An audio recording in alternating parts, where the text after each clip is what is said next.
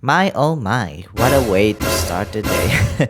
So a few days ago, I uploaded this video and on the same day, I was editing that as well. At that time, I was editing Skirk's portion and you would not believe what happened after that. I kinda sound like Darman just for a second there. Editor finishes editing a video, what happens next will shock you. Anyways, after I finished editing Skirk's portion, my YouTube feed showed me Skirk's animated short and I was like, you did not! Also, by the time I'm finished writing this script, literally just finished this video, yeah, the one that you're watching, they released another teaser for her that just released 12 minutes ago. Hoyo, slow down lah!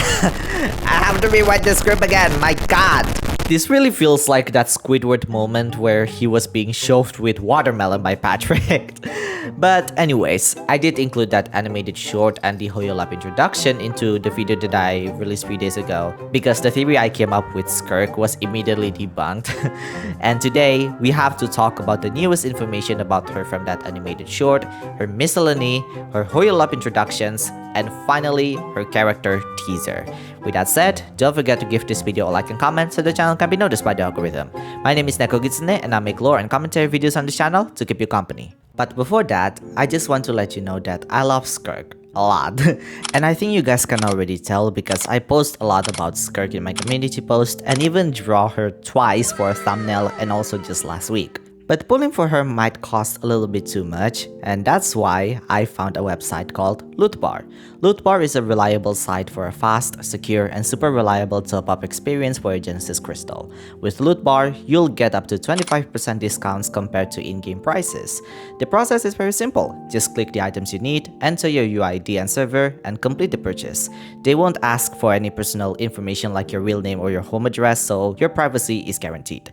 Everything is done very securely, and everything will arrive into your account in less than 2 minutes. If you're playing on Xbox or PlayStation, don't worry, Lootbar is available for them as well. The reviews on Trustpilot are very positive with over 20,000 reviews, and a lot of them are showing their satisfaction after using Lootbar.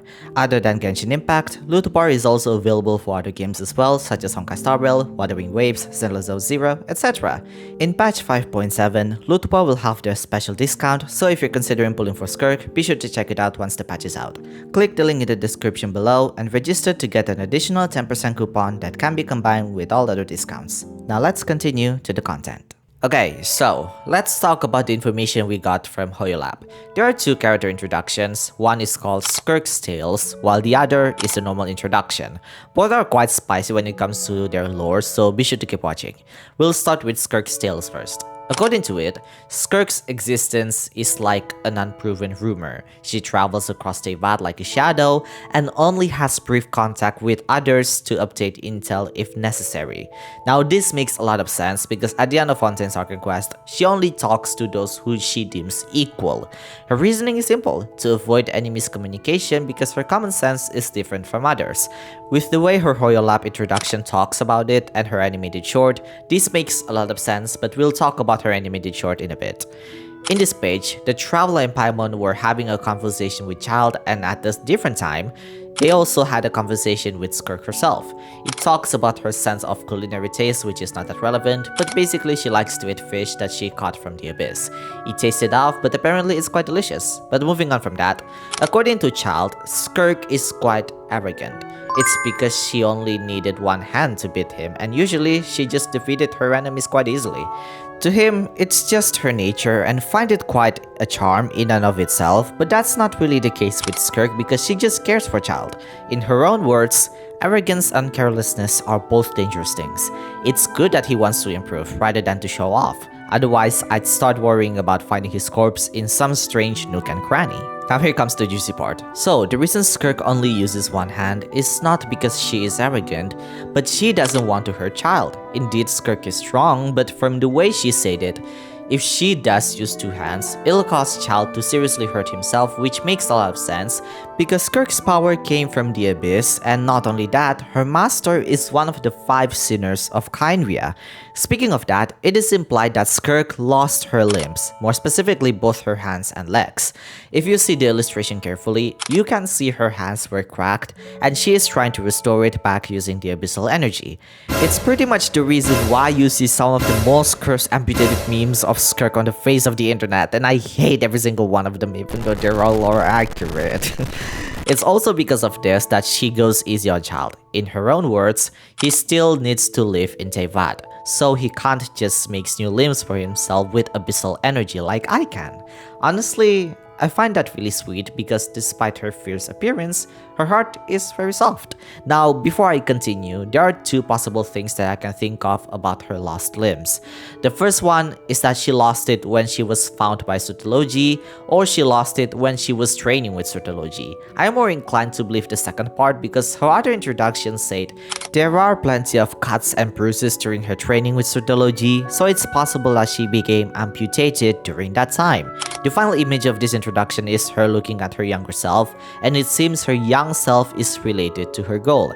This image is further elaborated in her normal character introduction and also in her character teaser, but we'll talk about her character teaser later, and now comes to the next point. So her character introduction is still a bit vague. We still have no idea where she came from, but she does spend her time mostly in the Abyss for training.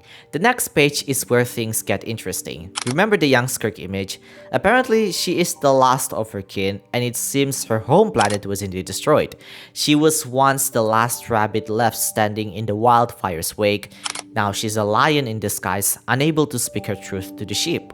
This is interesting for many reasons because not only this is a direct confirmation that she is the last kin from her planet, but Rabbit here is basically saying that she was also a child, and this was proven to be true in her character teaser. Combined with the amputated speculation I just told you earlier, yeah, that is sad. It's possible that she became amputated during her training with Sutology, and he probably taught Skirk how to use abyssal power to recreate her limbs. As for her world, I have my own speculation on that, but we'll talk about that in a second. Speaking of the Abyss, she said the Abyss is like a shadow. It's always there, and it will never perish. If that's not the most eerie thing she ever said, then I don't know what is. The Abyss is known to be very powerful, and we saw that ourselves during the war against the Abyss in Natlan. It was depressing, okay? It's possible that her world was destroyed because of the Abyss, but also not really because her teaser showed Teyvat that is somehow fall into her planet, but we'll talk about that later. But relating to that, this definitely reminds me of the Voyager's origin where she records and observed the world that is fated to perish, and it's possible one of the worlds that she charted was Skirk's world. It definitely adds more depth to Skirk's connection with the Voyager, and I hope they add more of that in her story quest. Anyways, about the Abyss, she also said that time passes at a slower pace, which makes a lot of sense because Istaroth, the ruler of time, has no reason to control time in the Abyss. Now we actually get more scoop about Sutology. So apparently, he first trained the traditional Kynrian black serpent blade work, but his swordsmanship gradually incorporated with other blade works as well, which could imply that Sutology used to be part of the Kynrian royal guard under the command of Dainsleif. Now this makes a lot of sense because Sutology is known to be Surtur's sword in Norse mythology. Although since his name is the Fowl, he could have a role in how the royal knights turn into the black serpent knights or shadowy husks.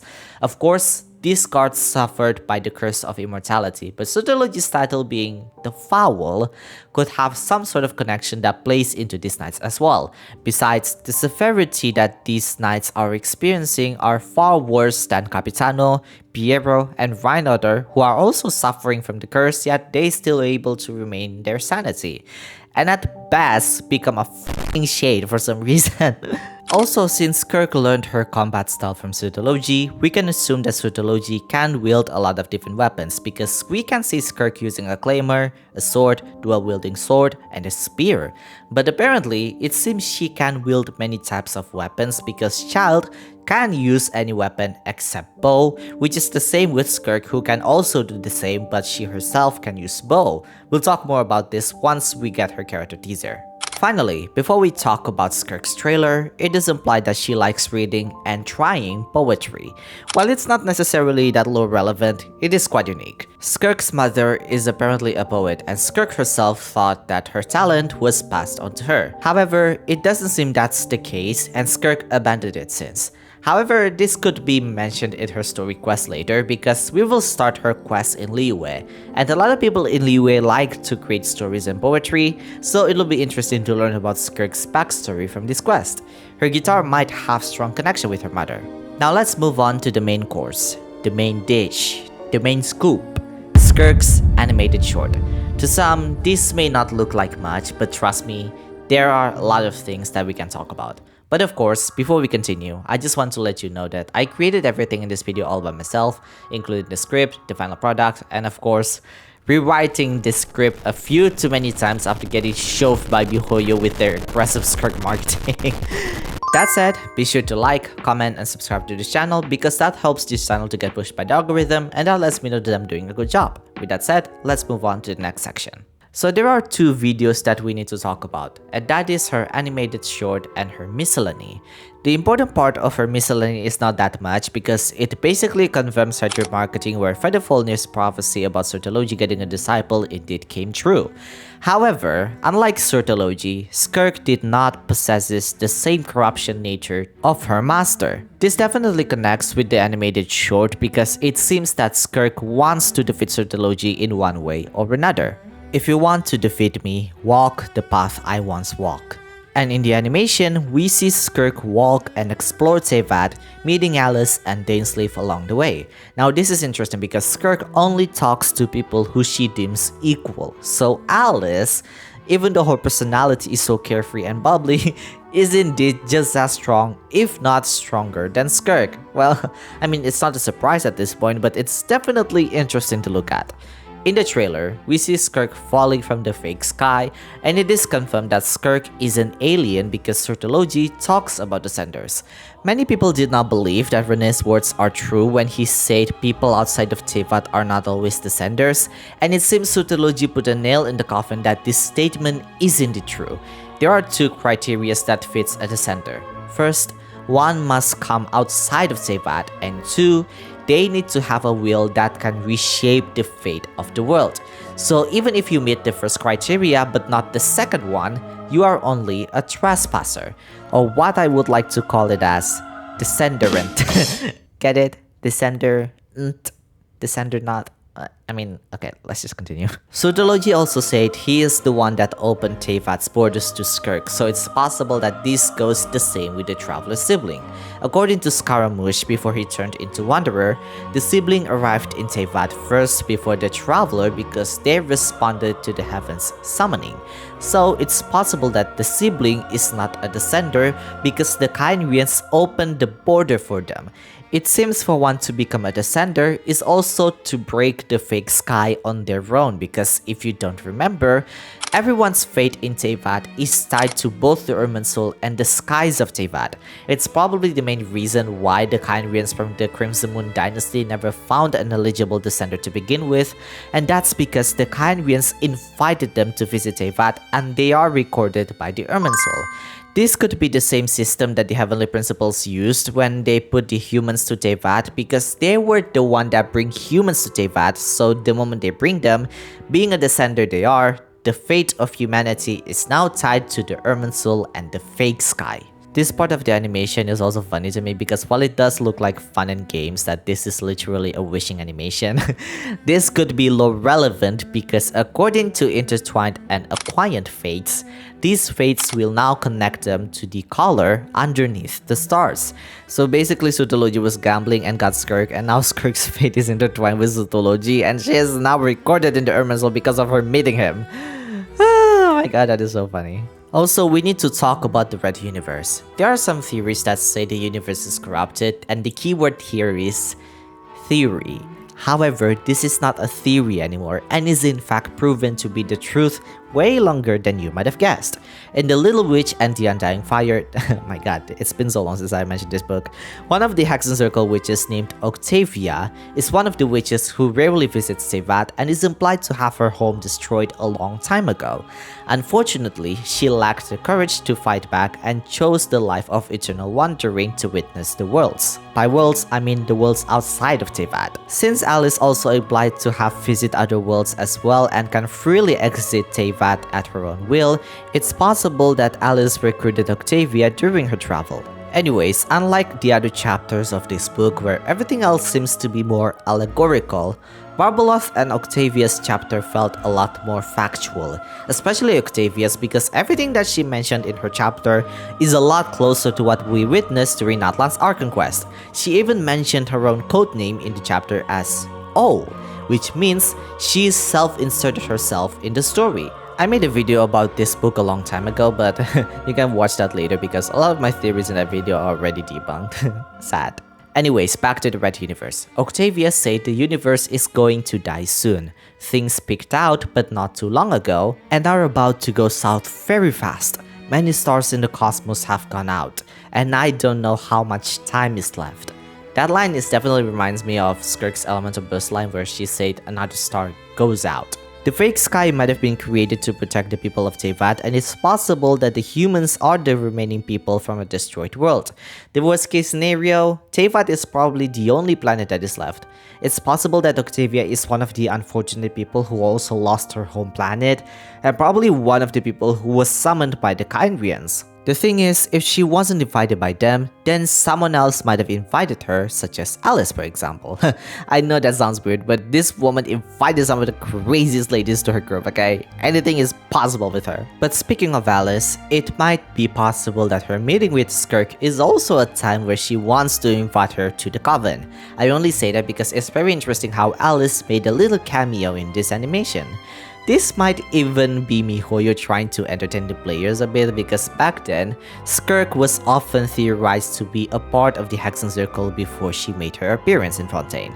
Of course, this ended up to be not true, and we found out that someone who is similar to Skirk is Octavia, who is also hinted to either be a Kyrian or an outsider, just like Skirk. Personally, I tend to believe she is the latter here because she travels outside of Teyvat most of the time. Even though her fate is not connected to the stars, at least she was recorded by the Irminsul. It's probably the same with Skirk, who even though she is not tied to the skies of Teyvat, she is recorded in Irminsul like a traveler's sibling. But speaking of that, it's possible that Skirk is trained to be a descender. With all the lore we learned so far, Skirk was under Sotology's wing ever since she was a child, and she even said that herself in her character introduction. With that said, this is probably not the first time she falls from the fake sky, and her training includes her breaking the fake sky so she could become a descender. Of course, Kyrians presumably break the fake sky multiple times, just like Mavuika who also breaks them herself, but they're not a descender because they belong in Teyvat. It's pretty much the reason why Rene couldn't become a descender himself, because they couldn't reshape the fate of the world, and that is breaking the sky and also the fate of humanity in Teyvat as an outsider. At the end of the animation, Skirk looked at the Traveler's Sand drawing of the unknown god. There's nothing much to say other than first off, she is at least 500 years old, literally the same age as the Traveler, and secondly, this happened a few hours after the Traveler and Paimon left for Mondstadt at the beginning of the game. If the Traveler stayed a bit longer, then they could have met Skirk a long time ago. Also, I want to put out a little detail, but it seems this animation here, at least this frame, was taken when Farina was still playing as an Archon. Definitely an interesting detail here. Finally, her character teaser, which boy, it's probably the most mind-blowing one so far. So this teaser is basically Child's conversation between him and Arlecchino, and this happened before Arlecchino's story quest happened. In that conversation, we learned that Child awakened it, which we already know of, and it is of course the Narwhal. Now her words to Child, which is interesting, I'll let you hear it yourself. 形ある武器を完全に極めれば次のステージに行けるだろう。全てを手中の刃と化し神羅万象を自在に操るのだ。そうすれば師匠のようにさらなる力を追い求められる。 So basically, after you master the weapons, you become the f***ing avatar. But for real though, after you master the weapons, everything in your surrounding is your weapon because you can mend them.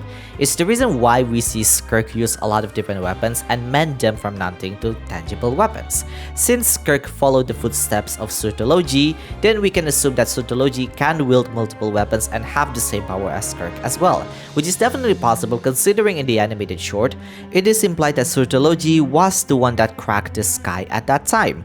This level of power is insane because Skirk could likely be far more powerful than dragons and archons. She even refers to Neuvillette as her equal. That's how insane it is. The strongest that we know of a sinner can do is Granddaughter, who became the ruler of life herself. Seriously, that statement is still very mind-blowing to me. Now the juicier part. So Skirk doesn't like it when Child points out why she scowls a lot, and he gets yeeted by Skirk after that. At this point, this is a tradition. But she actually answers that question, and to that, the answer combined with the animation is very eerie. いつか滅びゆく星々を越えていけば、お前にも私の見ている世界は見えるようになるだろう。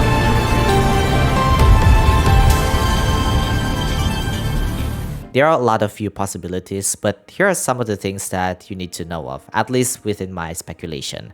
First of all, the Voyager's role is to chart civilizations that are fated to perish, and it seems Skirk's and Octavia's worlds are few of them that she charted. Secondly, this round object could likely be Teyvat covered with the fake sky because the color does match with the ones that we see in her animated trailer. Or third, according to Skirk, time in the abyss is different than Teyvat. If that's the case, then another possibility, but also a bit unlikely, is that her home world is one of the 3 moon sisters. The timeline with how the moons were destroyed does not align with her arrival, however, because the 3 moons were destroyed years before the cataclysm even happened, albeit one of them did survive and continued to illuminate the sky until today. However, according to the Song of the Welkin Moon web event, she stopped spinning, and if this image of the 3rd installment of the moon event stays the same, then the final moon is not yet destroyed. Of course, we still have no idea what this place is, but one thing for sure, this place is most definitely Skirk's home planet getting destroyed by a planet or a meteor.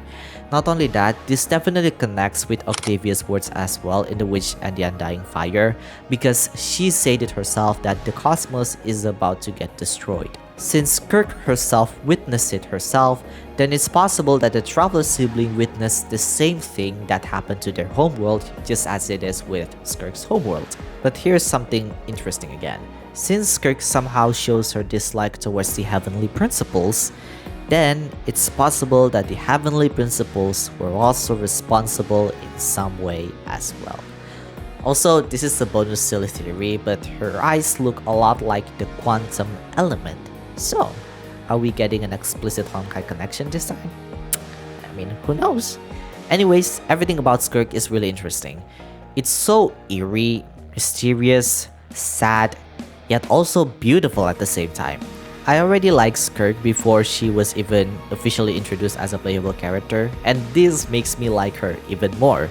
If I have to comment, her character teaser is definitely one of the best I have ever seen so far, just from the OST alone and the ending. I'll make more videos about Not Cry soon, and in the meantime, what are your thoughts on Skirk? Let me know in the comments. Jana!